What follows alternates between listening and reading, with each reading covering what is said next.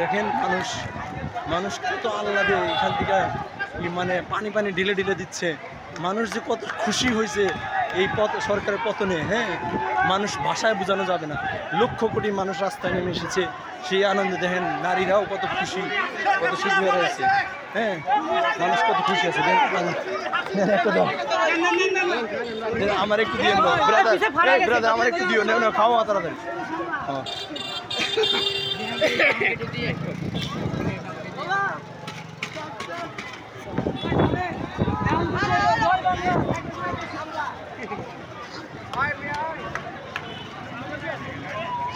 একটা মানুষ পানি দিল, সেই পানি খাইলাম, একটু ইতিহাসের সাক্ষী রইলাম যে মানুষ এইভাবে মানুষকে ভালোবাসতে পারে। আপনি যদি যখন ন্যায়ের পক্ষে থাকবেন তখন মানুষ আপনার পক্ষে থাকবে। আপনি যদি অন্যায়ের পক্ষে সবসময় কাজ করেন, এক সময় না এক সময় মানুষ রাস্তায় চলে আসবে, যার কারণে আপনার এমন পদচ্যুতি হবে, আপনার এমন পদত্যাগ করতে হবে যেটা কল্পনা করতে পারবেন না। শেখ হাসিনা অনেক বড় শিক্ষিত, আমরা শুনেছিলাম, সে আমারই ঢাকা বিশ্ববিদ্যালয়ে লেখাপড়া করেছিল, কিন্তু ঢাকা বিশ্ববিদ্যালয়ের যে শিক্ষা ও নীতি, সেই নীতির থেকে সে মানে ডিরেল হয়েছিল, যার কারণে আজকে তার এই রকম পদত্যাগ হলো এবং এইভাবে পতন হলো, যেই পতনের কারণে লক্ষ কোটি জনতা তার নাম নিশানা সব কিছু মুছে ফেলবে এই দেশ থেকে। যার কারণে আমরা আজকে আপনারা দেখবেন লক্ষ কোটি মানুষ যে রাস্তায় নেমে এসে শুধুমাত্র বিজয় উল্লাস করার জন্য, এর বাইরে আর কিছু নাই তাদের, শুধুমাত্র বিজয় উল্লাস করতে চায় মানুষ। এই বিজয় উল্লাসের জন্য এই লক্ষ কোটি মানুষ, আমার আগে পিছে হাজার হাজার লক্ষ কোটি মানুষ, আপনি কখনোই এটা গুণে শেষ করতে পারবেন না। বাংলাদেশে যদি এই দুই শহরে আমরা জানি প্রায় 4 কোটির মতো মানুষ গাজীপুর ঢাকাতে বসবাস করে। এই 4 কোটি মানুষের মধ্যেই অন্তত আপনি যদি হিসাব করে দেখেন, যদি কোনোভাবে কাউন্ট করা যায় স্যাটেলাইট অ্যাকাউন্ট দিয়েও, দেখবেন অন্তত এই 3-4 কোটি মানুষের মধ্যে 1.5 থেকে 2 কোটি মানুষ রাস্তায় নেমে এসেছে। আর হয়তো 2 কোটি মানুষ ঘর বা বিছানায় যারা আহত হয়ে আছে তারা রয়ে গেছে। আজকে সকল শ্রেণীর মানুষ এখানে উপস্থিত হয়েছে শুধুমাত্র একজন রাজাকার স্বৈরাচার শেখ হাসিনার জন্য। রাজাকার শব্দের অর্থ আমরা অনেকেই বুঝি যে রাজাকার মানে মানুষ জনসাধারণের বিপক্ষে যে কাজ করে। 1971 সালে যারা আমাদের দেশের স্বাধীনতার বিপক্ষে কাজ করেছিল তাদের রাজাকার বলি। আজকে আপনি ডিকশনারি খুঁজে দেখবেন রাজাকার হলো জনসাধারণ, বিপুল জনসাধারণের বিপক্ষে যারা কাজ করে। শেখ হাসিনা বিশ্বের 1 নম্বর রাজাকার। উনি রাজাকার হয়েই মানুষকে রাজাকার বলতো, মানুষকে শিবির বলতো। এই সমস্ত বলে ডিভাইড অ্যান্ড রুল পলিসি খেলে সে দীর্ঘ 16 বছর সে এই কোটানীতি প্রচলন করেছিল।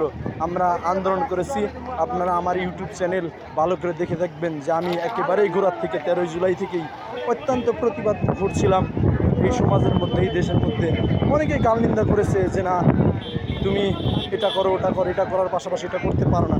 হ্যাঁ, আজকে লক্ষ কোটি মানুষ সেটা প্রমাণ দিয়েছে যে আমি রাইট ছিলাম, আমি এই জনগণের পক্ষে ছিলাম, এই জনগণের পক্ষে কাজ করার চেষ্টা করেছি। মানুষ যারা বিশ্ববিদ্যালয়ে থেকে লেখাপড়া করে সেই শিক্ষাটা না দিতে পারে, তাদের পতন তো এরকমই হয়। ইতিহাস তো এইভাবেই শিক্ষা দেয়, ইতিহাস তো এইভাবেই শিক্ষা দেয়। এই কারণে আজকে আমরা দেশ এবং দেশের বাইরে যারা এই মুক্তিযুদ্ধে, যারা এই 24-এর গণ অভ্যুত্থানে অংশগ্রহণ করেছিলেন, তাদের সকলকেই ধন্যবাদ জানাই। এবং তাদের ঐকান্তিক প্রচেষ্টায়, তাদের বিভিন্ন কথাবার্তার মাধ্যমে মানুষ মোটিভেটেড হয়েছে। না হলে এই বাঙালি জাতি, অনেকেই বলে বীরের জাতি, কিন্তু আমি অনেক সময় বলে থাকি বীরুর জাতি। এই বাঙালি সহজে নামে না। যখন শত শত মানুষ মারা গেছে আর লক্ষ লক্ষ মানুষ নির্যাতন রিপারকাশনের শিকার হয়েছে, তখন মানুষ রাস্তায় এইভাবে নেমে এসেছে। আজকে দেখেন কাওয়া কাদের বলেন, আপনি শিক্ষামন্ত্রী নোফেল বলেন, তারপরে যেই সমস্ত পলিটিশিয়ান, এদেরকে পলিটিশিয়ান বলা যায় না। আমি একটা ভিডিও করেছিলাম যে আসলে সত্যিকারের অর্থে রাজনীতিবিদ কারা, রাজনীতিবিদ বলতে আমরা কাদের বুঝি। সেই জিনিসটা আবারও প্রমাণ করছি যে রাজনীতিবিদ তারা কখনোই রাজনীতিবিদ ছিল না, তারা ছিল স্বৈরাচার। তারা মানুষের অধিকার নিয়ে খেলার চেষ্টা করেছে, মানুষের অধিকার নিয়ে ছেলে খেলা করেছে, মানুষের অধিকারকে জলাঞ্জলি দিয়েছে।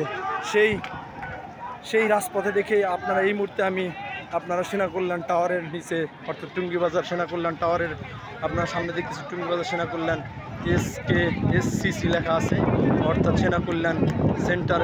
এইটার নিচে এটার উপরে আমরা দাঁড়িয়ে আছি। লক্ষ কোটি মানুষ বিন বাজাচ্ছে। আমরা খুব সকাল থেকে প্রায়সারি করতে ক্লান্ত।